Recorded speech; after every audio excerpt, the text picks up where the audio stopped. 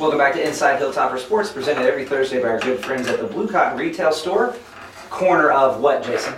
Broadway and Magnolia. I told you there'd be a test where you can get WKU licensed apparel as well as local high school. You can create apparel, and you can actually create WKU apparel. Now, it has to go through an approval process, but if you've got an idea for like a game day shirt, you can make it happen over there, Jason. Yeah, and they actually, if they like it, they'll keep it. Yeah. Don't use it for other people. I didn't even be able to strike a deal. Who knows? They might sell it, and you can split the proceeds. I don't know how that all goes. that. But we want to welcome on now professional soccer player Libby Stout. Libby, how cool is that? I know I've read some of the commentary last year when you had the opportunity to play professional soccer and become a pro. But has it really resonated even after a year that you're a pro athlete? I mean, how cool is that? Yeah, it's definitely cool. It's still, I don't think, has resonated with me. And it definitely hasn't, it didn't while I was in France, only because I wasn't able to celebrate that kind of accomplishment with anyone, who I knew. Right. So it was kind of hard to celebrate that kind of thing. But now being back in the States, I'm really able to celebrate it because I can see how much people appreciate what I'm doing. Right. And it's really nice to be able to give back and see the kids because they're so excited to just meet me. Sure. And so it's been really As cool. they should be. Yeah. She's the pro. It's very touching. I'm touched. Yeah. We were just talking to Stefan Pettigrew, and he's playing over in Mexico. Mm-hmm. And one of the things I asked him, and I'm curious to hear from your perspective, is I said, what are some of the biggest misconceptions? And when you come back and you see people that you've not seen in a long time, are they these misconceptions or even just weird questions that you get about what it's like living in another country or playing a professional sport? Yeah. Well, I guess a misconception. Some people were asking me, like, do they have electricity? Like, do they have paved roads? I'm like, well, yeah, of course. So do they? Yeah, we wonder. Do they? So yes, they Running do. water. At least in France, yes, everything is kind of the same. There's more baguettes and things like that going around, but yeah, it's pretty much the same. Those have been the weirder questions. But I mean, with professional soccer, they all also think I'm making like $100,000. You're right. No, so nothing near that. I mean, 100? Right. That's really what you went with when there's a misconception about what you make as a pro? But it's women's soccer. It's like, so if I was in it for money, I wouldn't be playing this sport. I don't think I would have done basketball or tried to play football. Is there obviously women's soccer, let me back up. United States women's soccer, American women's soccer has had success at the highest level in the World Cup. Yeah.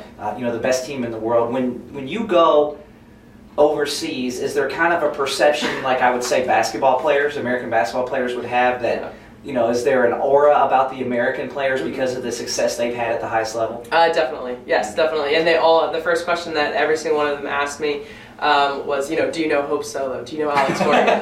They all want Brady Chastain. Right. They all want to know who knows those people, and definitely there is. And when they see an American, they can really, you can tell their eyes kind of light up a little bit. Right. Just because it's something different too. I get that a lot myself, just in the States, so I can relate to what you're experiencing. Right. Yeah, I know you've been asked this before, and it's got to be a question you get sick of. But we live in America. There's no escaping this. What's the condition of soccer in America right now, in the United States? The other night, I'll tell you this, Tuesday night we were watching Game 6 over in overtime. Yeah. And there were 15 people in the group that I was with. I thought we were going there to watch the NBA. 10 of them come in wearing Team USA soccer gear, scarves, standing up, holding up the flag for USA Honduras. It was out of control. Do you feel like soccer is on the verge of anything more than it's been over the last 10 years? I sure hope so. I mean, I feel like it's getting bigger. I feel like there's more people who are interested in it, and that's the thing, is we have to have people who are interested. So, yeah. What do you think goes to that? Because I think for me, a couple years ago, I wasn't very interested in watching soccer, and then I tried to kick a ball. And then I was, well, now I'm interested in soccer because that's not so easy. What do you think is helping grow the popularity around the sport? I mean, maybe it's, I'm not sure. I think maybe that there's more of an appreciation for it, and I hope that people are seeing how well that the women do on that side, and then the men's program is continuing to get better and better.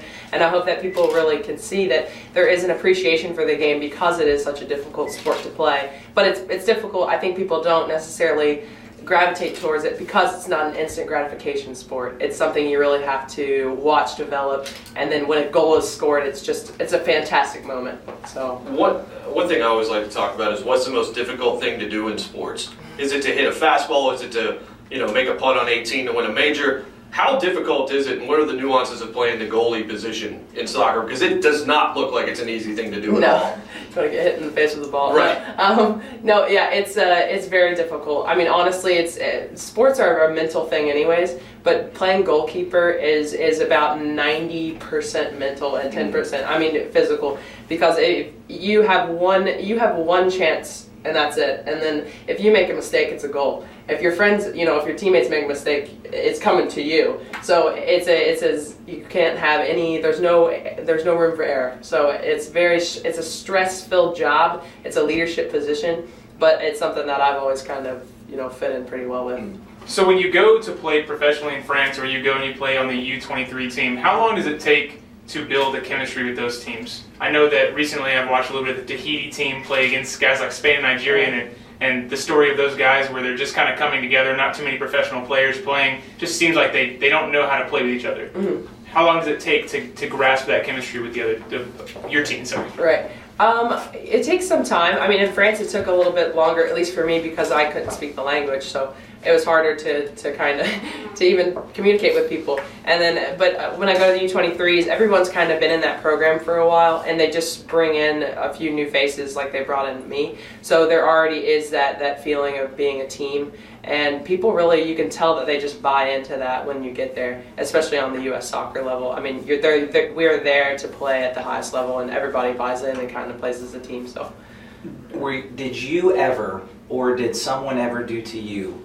And I've done this before, where when you're speaking with someone who does not speak the same language, you just say it really loud and thinking that will help. So it's like, can you tell me where something is, and they're trying to communicate to you, they don't understand. You're like, can you tell me? Right. Did you ever do that, or did anyone ever do that to you with the language barrier? Yeah, definitely. And I found out more that I found the loud speaking, yes, but it was more of like a sign language game. Gotcha. Charades. It became even towards the end when I got pretty good at French, the girls were still like sign languaging to me, and I was just like, speak. I understand. So so it's kind of hard to get past the first thing where we were sign languaging and then kind of screaming at each other. Well, how much French do you know?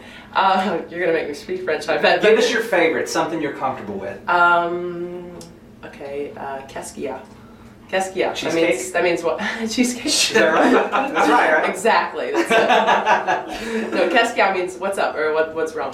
We asked Pettigrew in the last segment what the greatest or just coolest moment that he's had playing in Mexico has been. What's the one moment that stood out to you so far overseas that might make a great story? Well, I think we had a penalty shootout in France, or in the European leagues. You usually have a cup that encompasses all of the championships in that country. So what they do is it's a single elimination. So someone has to go on. You can't end in a tie. Right. So we had to go into a penalty shootout against a team in the quarterfinals. And we ended up winning on my save. So it is. Right. So and then my whole team, came up and ran onto me, and that's a bell. It was a moment. So that's cool. We're speaking with Libby Stout, former goalkeeper, at WKU, now amongst the professional ranks. You can find her on Twitter at Libby Stout. And as we look back on your playing days at WKU, obviously you were a big part of that program, playing very early on. You hold numerous records. Is there anything like a moment or two, or maybe an accomplishment, excuse me, personally, as you look back now, a year removed from your college playing days, that really still resonates with you? Yeah. I don't know if it's a moment, but I mean, the entire experience for me was a moment. I mean, in my career, and being able to look back on it now as a professional, looking back on my collegiate years, I mean, it's made me who I am, and I mean, it really is. And just not just like with the goalkeepings, but just growing as a player and as a person and as a leader on the field and off the field. I mean, it's made me who I am, honestly, and I can really attest. I mean, it's just, I can credit everything to my college years. Jason Nidell is a really good friend of the show. Yeah, he is. And we've been having him on since before this was called Inside Hilltopper. In fact, I remember the last World Cup, he would come in and he was kind of like a human flesh version of the Idiot's Guide to Soccer. He would allow me to ask these questions that were just probably the worst questions you could ask a college soccer coach. he's meant obviously a lot to this program.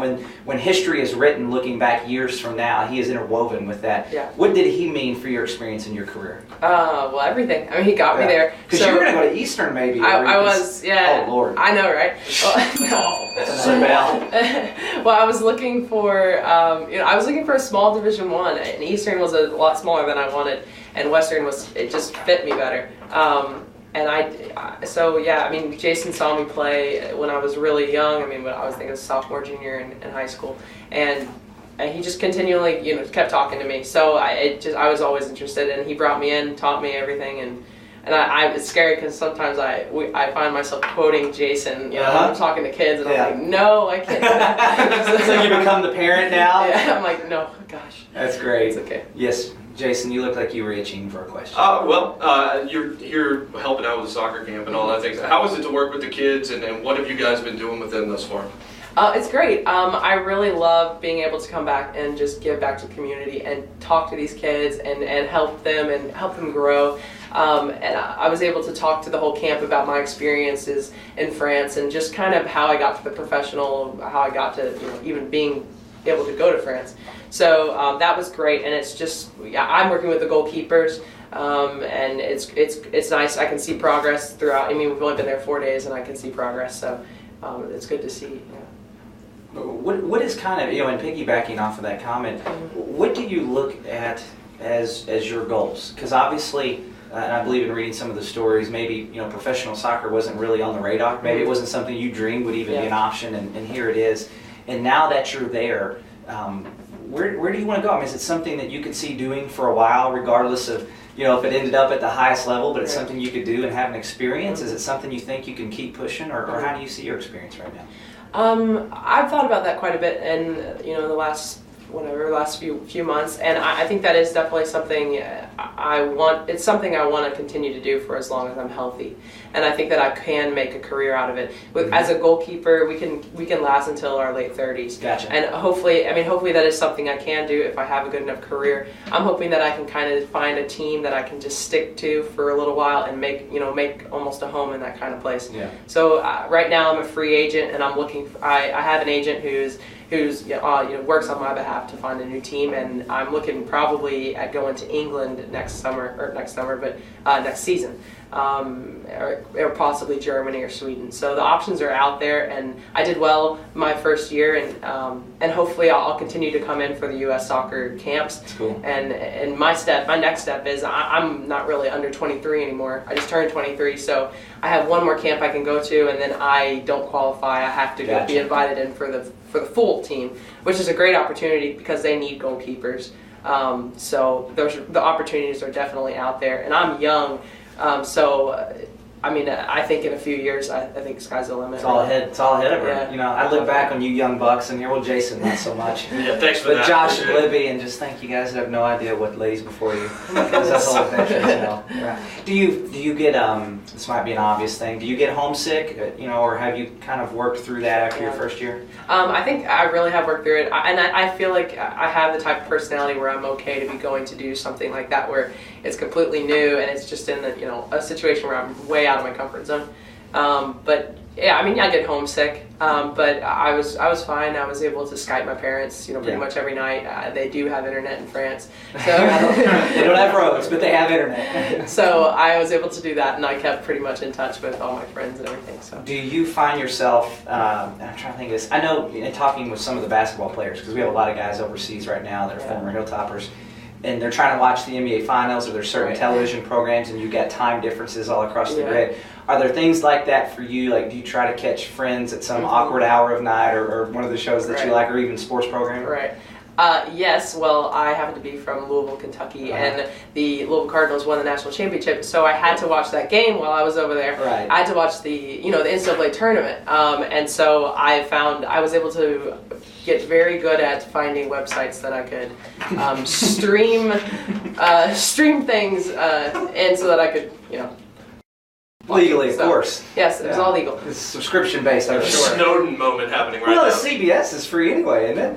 Yeah, I guess that's true. Up until like Yeah, Final Four, Four maybe was, even yeah. through. You can watch it all on the internet. Because Right. I watched MTSU get beat down by St. Mary's March Madness on my demand. iPad. That was a great night. Anytime MTSU gets stomped, it's great. I mean, you would agree with that, right? What? Anytime MTSU It's gets a good stomped day. in Yeah, it's a anything. huge, it's a great day. Who was, we think in a broad perspective as MTSU being a big rival for Right. WKU. Mhm. For soccer, was it that way? Oh, yeah.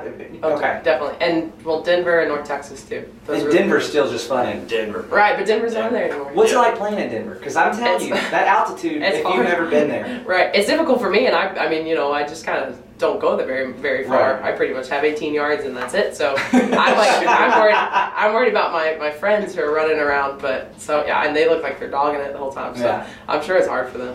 This is one of those questions where we've really just been playing softball to this point. Oh, So now look out. I'm coming with a curveball. I'm Okay. gonna bring a little, or I might even bring the heat on this one because Well, you set yourself up, so it better be good.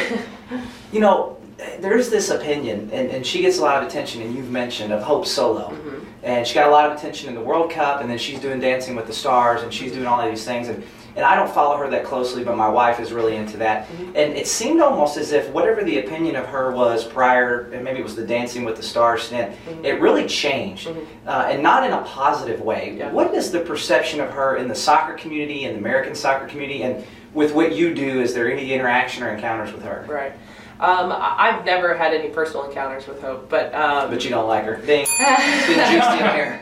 Wow. No, I'm sorry. Continue. I'll hush. So I can't really say on her personality, but I respect her as a player. I think she's a great player, and I really feel like she's one of our best goalkeepers that we've had. My role model was Brianna Scurry. She was the one who was right in just before Hope. And there was some friction there, right? There was. Back and There forth. definitely That was Did the you mix incident, up- wasn't Yeah, it? that's About what it's not it is. 2004 Yeah. anymore, that whole situation. Right. That was I think strike number one. But that one kind of was a little bit overlooked. I think.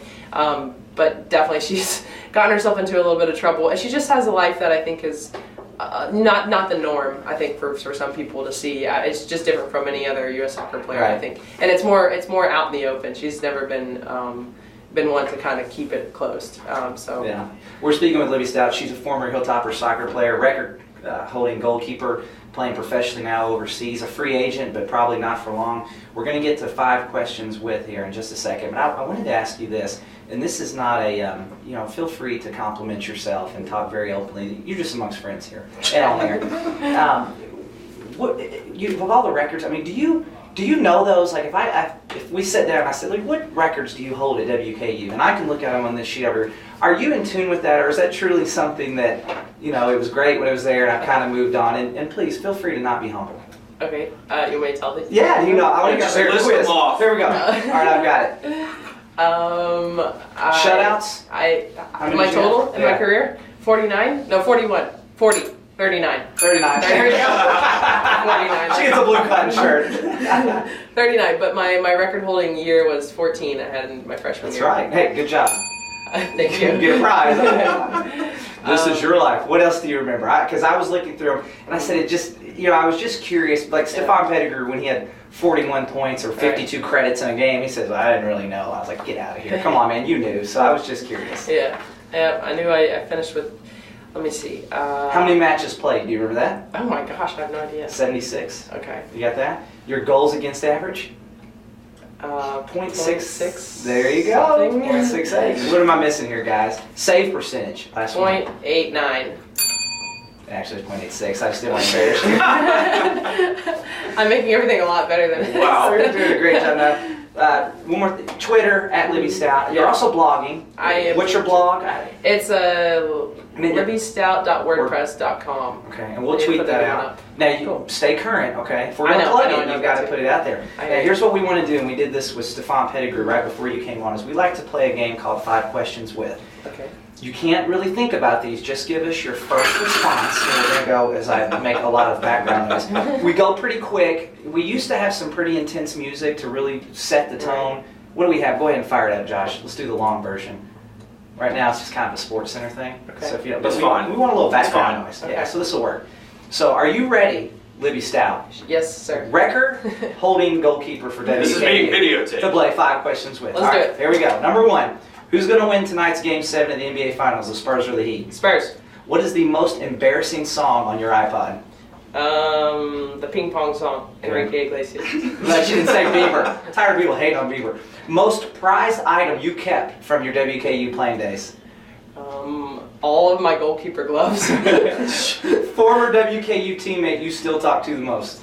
Lindsey Williams. And how do you explain what Big Red is to your friends and family in Europe? A big red blob with a big red smile. There you go. That's pretty good. There we go. That's pretty good. Much better than Stefan. Well, Libby, we really appreciate you coming in to join us. Best of luck. We look forward to keeping up with your blog. You can follow her on Twitter at Libby Stout and stay in touch. Keep us posted. And we need to get you back if you'll cover the international phone rates because they won't let us call overseas. We want to get you back on when the season starts. Definitely. Thanks for having me. All right, you're listening to Inside Hilltopper Sports. When we come back, we've got Blue Cotton Shirt of the Day giveaway. We also have everyone's favorite But segment. here's the good news coming up. The good news. We'll be right back on ESPN Radio.